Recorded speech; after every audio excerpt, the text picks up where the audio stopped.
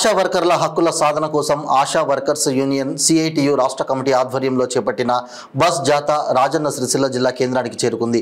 సిరిసిల్ల అంబేద్కర్ చౌక్ వద్ద బస్ జాతా బృందానికి పెద్ద ఎత్తున ఆశా వర్కర్లు స్వాగతం పలికారు. అనంతరం సిరిసిల్ల అంబేద్కర్ విగ్రహానికి పూలమాలలు వేసి అక్కడి నుండి గాంధీ చౌక్ మీదుగా పద్మశాలి కళ్యాణ భవనం వరకు పెద్ద ఎత్తున బతుకమ్మ బోనాలతో ఆశా వర్కర్లు ర్యాలీగా తరలి వెళ్లారు. అనంతరం పద్మశాలి కళ్యాణ భవనంలో ఆశా వర్కర్స్ యూనియన్ జిల్లా అధ్యక్షురాలు బదవేని మంజుల అధ్యక్షతన బహిరంగ సభ జరిగింది. ఈ సందర్భంగా ఆశా వర్కర్స్ యూనియన్ రాష్ట్ర అధ్యక్షులు పి జయలక్ష్మి మాట్లాడుతూ ఆశా వర్కర్ల సమస్యల పట్ల రాష్ట్ర కాంగ్రెస్ ప్రభుత్వ నిర్లక్ష్య వైఖరిని నిరసిస్తూ ఆశలకు ప్రస్తుత బడ్జెట్ సమావేశాల్లో ఫిక్స్డ్ వేతనం 18,000 నిర్ణయం చేయాలన్నారు. అలాగే ఇతర సమస్యలు పరిష్కరించాలని డిసెంబర్ 15 నుంచి 31 వరకు బస్సు జాతా నిర్వహించడం జరుగుతుందన్నారు. ఈ కార్యక్రమంలో సిఐటియు జిల్లా అధ్యక్షులు యగమంటి ఎల్లారెడ్డి, జిల్లా కార్యదర్శి కోడం రమణ, జిల్లా ఉపాధ్యక్షులు మూషం రమేష్, శ్రామిక మహిళా జిల్లా కన్వీనర్ సూరం పద్మ, సిఐటియు జిల్లా ఆఫీస్ బేరర్స్ అన్నల్దాస్ గణేష్, జిల్లాలోని మొత్తం 15 పిహెచ్సిల లీడర్లతో పాటు దాదాపు 400 మంది ఆశా కార్యకర్తలు పాల్గొన్నారు.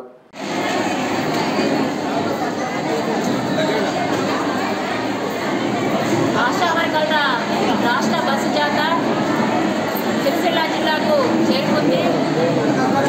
ఈ జాతా చేరుకున్న సందర్భంగా సిరిసిల్ల జిల్లాలో ఉన్న ఆశా వర్కర్లు సిఐటి నాయకులు ఘనంగా స్వాగతం పలికారు.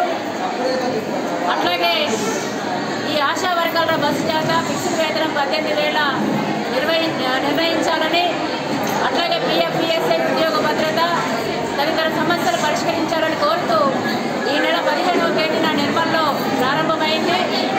ఈ నెల 31వ తేదీన ఇందిరా పార్క్ వద్ద హైదరాబాద్లో ముగింపు చేస్తున్నాం.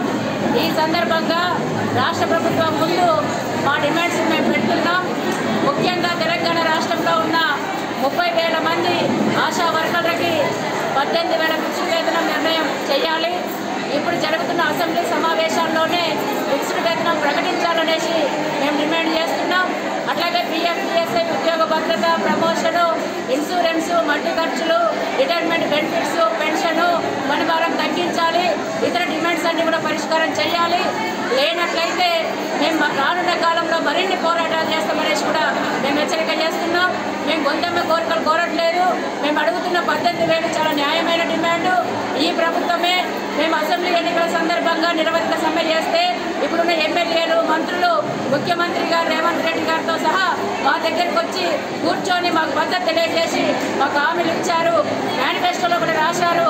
వాటినే మేము అమలు చేయాలని అడుగుతున్నాం. మరి సంవత్సరం అయింది, ప్రభుత్వం నిర్లక్ష్యం చేస్తుంది, ఆలస్యం చేస్తుంది. దీనివల్ల మేము నష్టపోతున్నాం, ఇబ్బందులకు గురవుతున్నాం. ఇప్పటికైనా ఆలస్యం చేయొద్దు, నిర్లక్ష్యం చేయొద్దు, తొందరగా నిర్ణయం చేయాలి.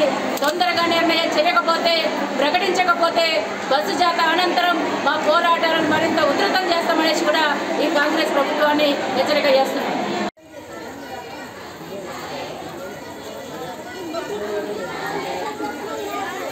మేడం ఇక్కడ